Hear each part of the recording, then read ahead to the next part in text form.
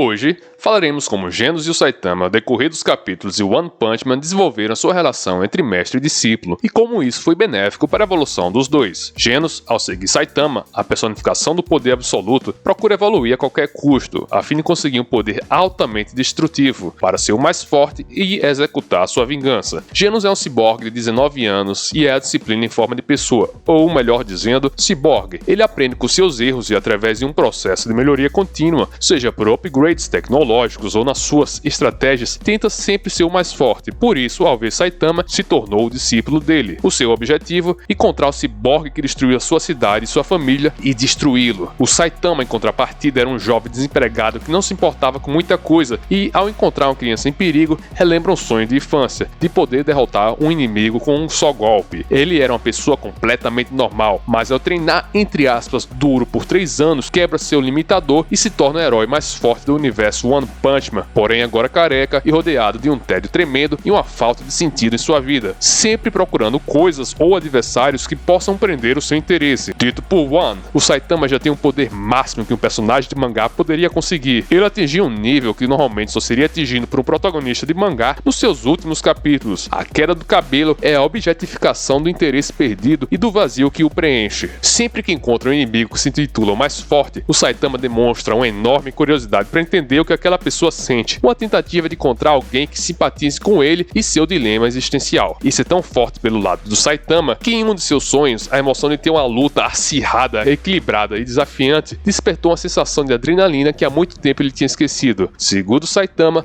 lutar contra o mal pela justiça me dá prazer e excitação. É o que me dá vontade de viver. Eu não sinto excitação e nem raiva, não sinto medo nem alegria. É como se eles fossem insetos para mim. Sim, são insetos. Eu nem sinto nada quando bato neles. Ou seja, temos aqui um ser disciplinado e obstinado, disposto a cumprir sua vingança, e outro desmotivado e entediado, sem objetivos a serem cumpridos. Um tem um objetivo, enquanto o outro já atingiu o seu e procura um novo, ou novos desafios. Entenda que os dois perfis podem ser altamente danosos se atingirem seus extremos. Uma pessoa vingativa tende a ser fria e calculista e pode estar sofrendo de um transtorno de personalidade ou outros tipos de desvio de conduta, o que faz que não sintam remorso ou empatia pelo sentimento alheio. Já uma pessoa que perde a vontade de agir, apresenta traços fortes de depressão e acaba perdendo sua proatividade, apresentando um humor apático e uma sensação de vazio que toma conta do seu estado físico e mental. Vamos agora explorar melhor o assunto. Fica aí e assiste, a trajetória dos dois é top. Mas, por favor, preciso de ajuda para completar os 1000 inscritos. Se puderem, dê aquela força, me sigam e deem um like no vídeo. Dito isso, mostraremos como a união destes dois heróis forma um elo importante de crescimento e evolução. Conhecido também como ciborgue demoníaco, Genos é um herói classe S. O grande problema é que ele tem um instinto de ser diligente e imprudente e quase sempre destruído ao nunca fugir de uma luta. Nesse ponto, tanto o discípulo quanto o mestre não se diferenciam tanto, nenhum dos dois foge da batalha. Porém, para Saitama qualquer luta é mais uma luta, até mesmo a mais difícil das lutas não será desafio para ele. Tenha como exemplo a luta com Garou. Em pouco tempo, que aparentava ser fantástico se tornou algo normal para Saitama, e no fim foi mais uma luta que ele superou. Saitama acumula vitórias e busca algo que ofereça a ele um desafio válido, que o faça sentir euforia e adrenalina rodando no corpo. Ele quer sair da zona de conforto. Já para Genos, as lutas representam superação e aprendizado. A cada momento que ele perde, ele recorre à ajuda de Dr. Kuzeno para fazer upgrades no arsenal e melhoria nas suas estratégias e táticas. Em sua primeira aparição, Genos luta contra um monstro mosquito, e apesar de conseguir infligir algum dano, já começa a luta com um braço a menos. No meio da luta surge então Saitama, tentando matar um mosquitinho que o estava atormentando. Este mosquito levou até a monstra, e olha só, simplesmente não houve diferença para o Saitama entre um mosquito convencional e um monstro mosquito. Como esperado do nosso protagonista, ele dá um tapão no mosquito gigante e o esmaga contra a parede. Genos acaba a luta todo quebrado, com o corpo partido ao meio e um olho a menos. Nesse momento, ele pede para ser discípulo de Saitama. Temos então a disparidade de poder, algo que nem o Genos conseguiria imaginar. A representação do poder supremo, impalpável, inimaginável e incomparável. Todos os parâmetros que o ciborgue tinha de força foram apagados quando conheceu Saitama. Saitama tem o que Genos almeja. No primeiro encontro após a luta, Genos vai até a casa do seu mestre e lhe diz toda a sua história. O problema é que ele é extremamente prolixo, natural da sua personalidade fria e metódica. Suas explicações são extensas e detalhadas. O Saitama não consegue entender quando há um acúmulo tão grande de informações e de cara ele dá a primeira tarefa: objetividade. Você fala demais. Só volta aqui quando você conseguir sintetizar tudo isso em uma simples frase de no máximo 10 palavras. Continuando, com Genos e Saitama já lutando juntos, Saitama nota o quanto Genos Genos é impossível chegar na Casa da Evolução. Simplesmente, ao ver o prédio, Genos solta uma rajada que destrói toda a estrutura. Saitama então pergunta se ele não conhece a palavra misericórdia, que ele poderia pelo menos ter dado um tempo para eles agirem. Eles encontram então um acesso subterrâneo e acabam dando de frente com o monstro Azura Ino. Genos tenta lutar sozinho com ele, mas depois de trocarem alguns golpes, o monstro faz um estrago até mesmo nos cabelos de Genos. Já Saitama, de novo, não encontra dificuldades. E o que seria trivial para muitos é muito mais importante do que a luta que estava acontecendo. Ou seja, o trivial era a luta e o que roubava a atenção de Saitama naquele momento era o fato de poder perder a promoção ou o descontão do supermercado. Esse momento reflete muito bem a personalidade dos nossos personagens e apontam pontos de atenção. Genos é indiferente com as consequências que considera menor para o atingimento do seu objetivo. Já Saitama não dá atenção esperada para situações que os outros entregam suas expectativas. Como o nome diz, a Casa da Evolução. Aquilo era para representar o que haveria de mais forte na escala evolutiva, uma evolução artificial que levaria aqueles seres a outros patamares, mas aquilo mostrava que o Saitama já era a evolução e não pode ser inserido no comparativo de outros seres normais. Inclusive, mais pra frente no mangá, o cientista responsável pela Casa da Evolução tem uma conversa com os Rubyman e chega à conclusão que sua pesquisa foi perda de tempo. Ele diz que o Saitama havia quebrado o seu limitador e a consequência disso, da força extrema, foi a queda dos cabelos e a falta de vontade no seu semblante. Genos se mostra muito resistente, mas novamente, meramente alguém que ainda tem um patamar ou caminho imenso pela frente. Saitama sempre foi muito desapegado e nunca buscou reconhecimento pelos seus atos, pelo menos em prol de um bem maior. Mas, ao mesmo tempo, quando um grupo de carecas em armaduras tecnológicas começa a ameaçar a cidade, ele vê seu papel de herói ameaçado, pois o noticiário aconselhava a população a se afastar de todos os carecas. E o mesmo aconteceu ao lutar com o Sonic Velocidade da Luz, quando ele descobre que não é famoso ou sequer um pouco conhecido, ficando intrigado por isto. E o Saitama, ao saber que seria expulso da associação se não tivesse registros de atividades semanais, por fazer parte da classe C, corre que nem um doido na cidade à procura de novas ocorrências. Ser herói, no passado, foi o que deu novas esperanças ao personagem. Isso costumava ser uma ponte entre ele e a vontade de viver sua vida, principalmente por ser uma pessoa sozinha, diferentemente de Genos, que apesar de ter perdido toda a sua família, sempre contou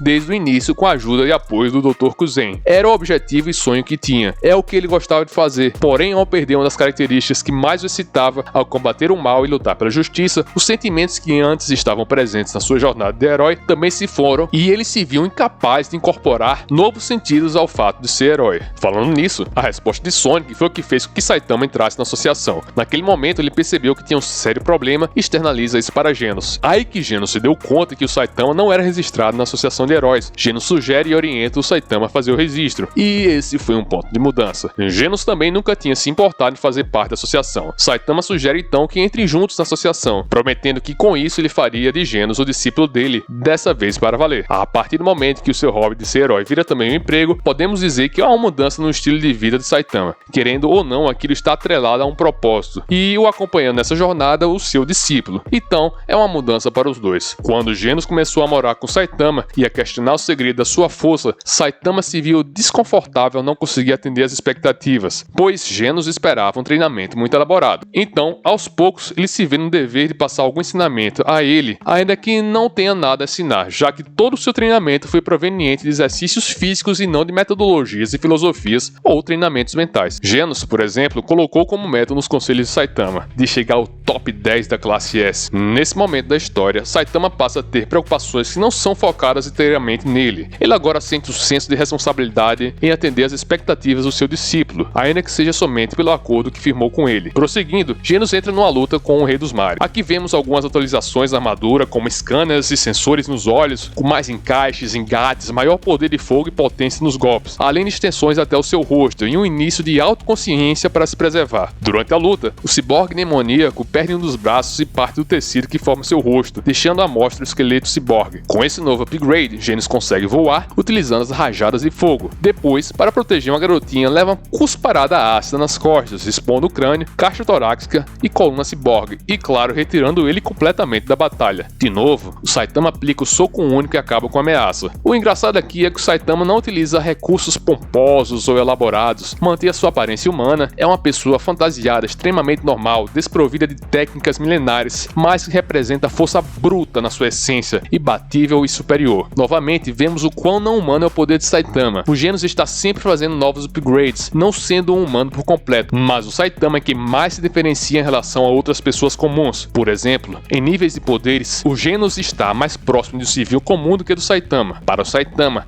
não há diferença de nível de força entre uma pessoa normal e Genos. Os dois continuam sendo fracos. Genos observa como Saitama abdica da glória e da vitória para não prejudicar os outros heróis. Ao derrotar o Rei dos Mares, a multidão que está em volta questiona como o monstro pôde ter sido derrotado tão facilmente por um único herói, com simplesmente um soco. Saitama então mente e diz que aquele feito só foi conquistado pois todos os heróis tinham enfraquecido o monstro e que ele se aproveitou da situação para derrotá-lo e ganhar fama por isso, cometendo assim uma espécie de suicídio profissional, sendo intitulado como farsante. E ainda chama a atenção da multidão para cuidar dos heróis que foram vítimas do Rei dos Mares. Isso mostra que Saitama tem caráter e prioridades de herói, não quer glória e sim o bem das pessoas em geral. Saitama acha que não tem nada a ensinar, mas ele possui valor, ele possui a essência de um herói. A relação dele com o King também parte de um princípio parecido. O King recebe todos os créditos das vitórias do Saitama. E isso não é problema algum para o Saitama, porque, como já foi dito, ele não procura se promover para ninguém,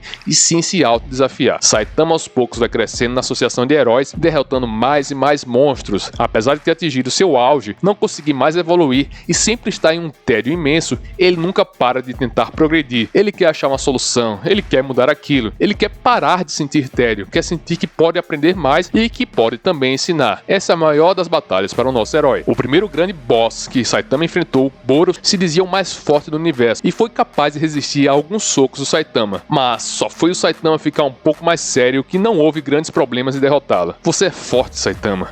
Em um soco épico que dividiu as nuvens do mundo em dois, Boros se vai, admitindo que aquilo ali não tinha sido sequer uma batalha para o Saitama e ele estava se segurando para que aquilo rendesse um pouco mais. É engraçado ver que até o momento que Boros conheceu o Saitama, ele vivia um dilema parecido com o dele. Ele buscava há 20 anos alguém que pudesse oferecer a ele uma luta emocionante e equilibrada, pois há muito tempo não sabia o que era isso, porque até aquele momento ele era o ser mais forte que conhecia. Tudo mudou ao encontrar Saitama. Não tem misericórdia no seu coração. No fim da saga contra os monstros espaciais, vemos Genos já reconstruído ajudando na luta, e ao deparar-se com Máscara Doce, matando todos os monstros reféns que haviam sido capturados, ele se identifica e relembra como eram suas atitudes destrutivas antes de conhecer o Saitama. Ainda nesta parte, vemos como Genos tem um respeito enorme pelo Saitama. Quando Tatsumaki fala mal do Saitama, ele comete o ingênuo erro de insultar Tatsumaki para defender o Saitama. A telepata mais poderosa do mangá, a classe S Tatsumaki, simplesmente esmaga ele contra o muro, sem remorso. Para Saitama, os ataques de Tatsumaki sempre fizeram muita bagunça, e ao decorrer da história ele vai ficando cada vez mais chateado porque a Tatsumaki é responsável por destruir o lugar que ele mora. Todo telecinético sempre faz uma bagunça danada para o Saitama, mas tirando isso, para a integridade física dele, aquilo não faz nada. Para falar a verdade, as únicas coisas que são afetadas no Saitama são as roupas dele. Saitama já foi jogado para a Lua, para Júpiter e nada acontece, ele simplesmente aproveita a carona. Artes marciais, então é se mover de uma maneira que pareça legal, não é? Essa é a conclusão do nosso careca de capa ao participar do torneio de artes marciais para entender um pouco sobre estilo, depois de saber que Garou, o caçador de heróis, as utilizava. Saitama realmente não vê valor ou diferença em técnicas de luta, já que, como foi dito, ele é a representação da força bruta pura e absoluta. Na sua luta contra Shiryu, o último adversário, como sempre, achava que estava no auge do poder, e como sempre estava enganado. Saitama dá um conselho a Shiryu, que dizia lutar por diversão. Se o seu objetivo é se divertir, então é melhor você não se tornar nem um pouco mais forte do que você é agora. Após o torneio, porém ainda na arena, quando Shiryu estava prestes a ser derrotado por um monstro, ele clama pela ajuda de algum herói. Saitama aparece com a maior aura de herói, com aquela presença que aquece o coração e nos faz esperar pela justiça, e em pouco tempo derrota um monstro com seu soco, deixando Shiryu de boca aberta. E ainda vai atrás de Gogetsu, um monstro que Shiryu disse para ele não perseguir, achando que Saitama seria derrotado. De novo, Saitama derrota. E aí ele pergunta ao Saitama: você achou o Goketsu forte? Saitama diz que não percebeu diferença, porque para ele foi a mesma coisa, já que o monstro foi derrotado com um soco apenas, como todos os outros. Enquanto rola o torneio de luta de artes marciais, Genos luta contra o monstro Barata. Apesar de estar mais forte, o monstro consegue arrancar um de seus braços. Genos perde muitos braços e notamos realmente mudanças e atualizações na armadura, principalmente, vejam só, nos braços do ciborgue, como maior poder de fogo e choques elétricos. Ao lutar com a Barata, ele percebe que não consegue alcançar a velocidade dela, então ele relembra a sua luta com o Sonic, e por isso já tinha técnicas preparadas para combater inimigos de alta velocidade. Com isso, em seu arsenal, tinha agora uma espécie de cola grudenta. Ele então a utilizou contra a Barata e fez com que ela ficasse presa, ou seja, a imprudência de Genos começava a diminuir, e agora ele não dependia somente da força bruta e destrutiva. Genos é carregado de volta depois dos danos que teve ao lutar e se dá conta que existem monstros que ainda podem o derrotar com um golpe. Grande contraste, enquanto Saitama derrota todos com um golpe, existem monstros que fazem isso com Genos. Tivemos a oportunidade de conhecer um pouco do laboratório do Dr. Kuzeno, onde o ciborgue demoníaco então recebe mais uma atualização. Desta vez, vemos todo o corpo robótico do ciborgue. Percebemos que o Genos e o Dr. Kuzeno têm uma relação bem próxima, podemos dizer quase familiar. E aqui conseguimos entender um pouco mais do porquê Genos querer ser o mais forte e dos laços que ligam os dois. Daí, partimos para a próxima aparição do ciborgue, no arco em que Garou é derrotado por Bang e Bomber e é levado pela Fênix para a Associação dos Monstros. Em sua primeira luta com Garou, vemos todas as atualizações de Genos em primeira mão, em combate como incinerador, braço foguete, cabos de aço, entre outras funcionalidades. O ciborgue finalmente parecia que iria vencer sua primeira luta sem danos, mas Bang e Bomber aparecem e assumem a luta. Neste ponto, já sabemos a relação de mestre e discípulo de Bang e Garou. O ciborgue demoníaco então ajuda alguns outros heróis a destruir vários monstros que estavam surgindo, até que a Centopeia Anciã aparece para distrair os heróis e possibilitar que o monstro Fênix levasse Garou. E adivinhem quem resolve lutar contra o monstro que foi páreo para Blast? Sim, meus amigos, ninguém mais, ninguém menos que o ciborgue demoníaco Genos. Mas nessa luta ele já sabia que iria perder. Ele se prontificou por ser um ciborgue, pois era necessário que alguém lutasse e distraísse a Centopeia para que os outros heróis que estavam machucados devido à luta contra os monstros pudessem ser salvos. Veja como a atitude de Genos foi nobre, digno de um verdadeiro herói. Bang e Bong inicialmente tentaram, mas o poder de regeneração e evolução da Centopeia foi mais forte do que eles. Pensando nos conselhos do Dr. Kuzeno para não fazer nada imprudente, tentando se proteger, percebam a maturidade do Genos ao analisar o oponente, coisa nova para o ciborgue, que antes só se jogava ferozmente nas lutas. Apesar dos golpes, o novo corpo de Genos consegue separar e unir novamente, nada de ser cortado ao meio e permanecer desta forma, além de ter uma força e potência incríveis. Mesmo quando ele é engolido pela Centopeia Anciã, ele consegue ter ataques potentes para feri-la, mas ainda que tenha ficado mais forte, Genos não é capaz de superar seu oponente, sofrendo muitos danos ao longo da batalha, enquanto o inimigo evolui com os ataques ferozes proferidos por Genos. Graças a Bang, Genos sai sem maiores danos e perdas de membros. A Centopeia Anciã é então derrotada por Saitama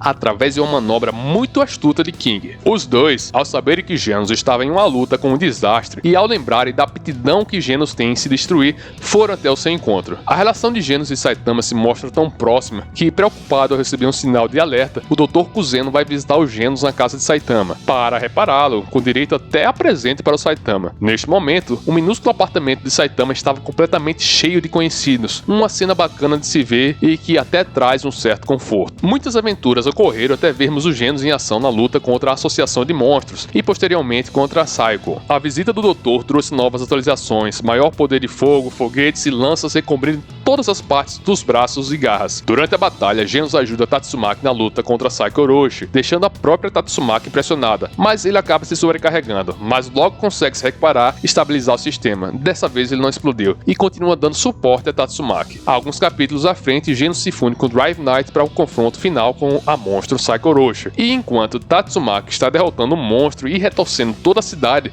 Saitama fica mais uma vez chateado por estar destruída a casa dele. Após finalmente derrotar Psycho e Genos e Drive Knight se separarem, Genos tem novamente a sobrecarga, desta vez o levando à autodestruição. Graças a Fubuki e seu instinto de líder e protetora, ela consegue conter com sua telecinese a sobrecarga e autodestruição de Genos. Ele então segue para ajudar a resgatar os feridos, assim como Saitama. Alguns dos monstros mais fortes surgem para eliminar os heróis que sobreviveram. Tatsumaki e Tank Top iniciam a luta com eles, mas ambos são derrotados e resgatados por Bang e Genos, que logo em seguida lutam com o Esperma Negro e o Rei Mendigo. A quantidade avassaladora de inimigos acaba superando os dois, e Genos acaba tendo que proteger a Tatsumaki, que desmaia depois de tantos danos ao longo da luta, levando ainda mais dano. Prosseguindo, chegamos à luta entre Garou e Saitama, na qual Garou recebe poderes divinos do God. Blast aparece inicialmente para avisar a Garou que ele está sendo controlado pelo God. Claro que Garou não acredita e continua lutando tanto contra os heróis como contra os monstros. Afinal, o objetivo dele é se tornar um mal maior, temido por heróis e monstros. E adivinhe quem aparece para lutar com o Garou God depois das lutas contra Psycho Roshi e monstros como Esperma Negro, Rei Mendigo e outros, já todo quebrado e com muitos membros a menos. Sim, meus amigos, o ciborgue demoníaco Genos. Garou tem um confronto inicial com Saitama, mas várias lutas acontecem ao mesmo tempo, separando-os momentaneamente, até que chegamos a um clímax em que Garou mata Genos ao arrancar o seu core, para provocar Saitama, o que funciona perfeitamente, levando Saitama a lutar sério no modo Killer Move.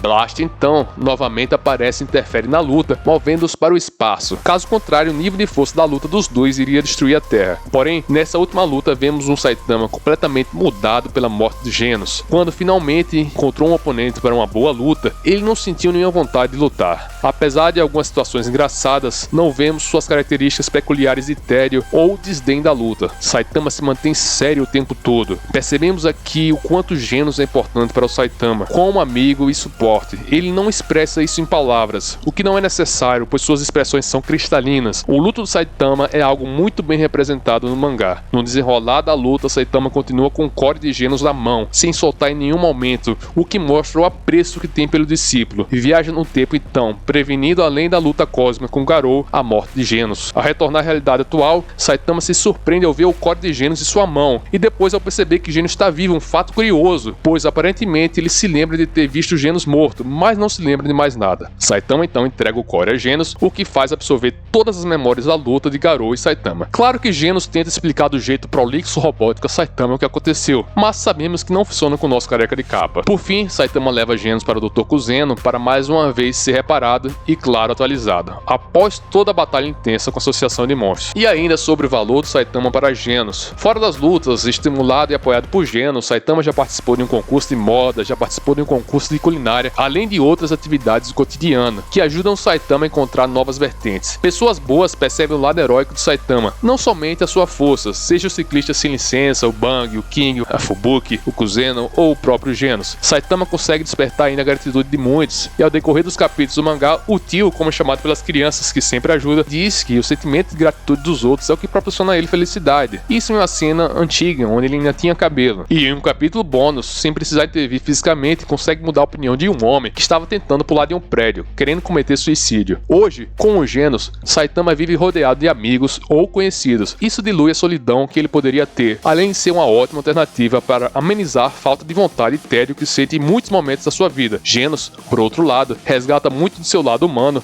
ao conviver com Saitama. Aquele ciborgue inconsequente, frio e calculista, agora tem apreço por outras coisas e vê que existem também outros objetivos além da vingança. Além disso, aprende a cada dia como se tornar um excelente herói. Na sua vida, o que você acha? É melhor ser mais fraco e ter um objetivo ou ser o mais forte e se sentir incompleto? Eu, sinceramente, acho que devemos ser amigos. Sejamos o melhor em algo ou tenhamos objetivos impossíveis, os problemas sempre vão existir, mas as barreiras podem ser diluídas se tivermos pessoas importantes. É isso aí, galera, espero que tenham gostado do vídeo e, por favor, se puderem, se inscrevam, deixem um like, comentem e fiquem à vontade para acrescentar novas percepções e pontos de vista. Até mais, valeu!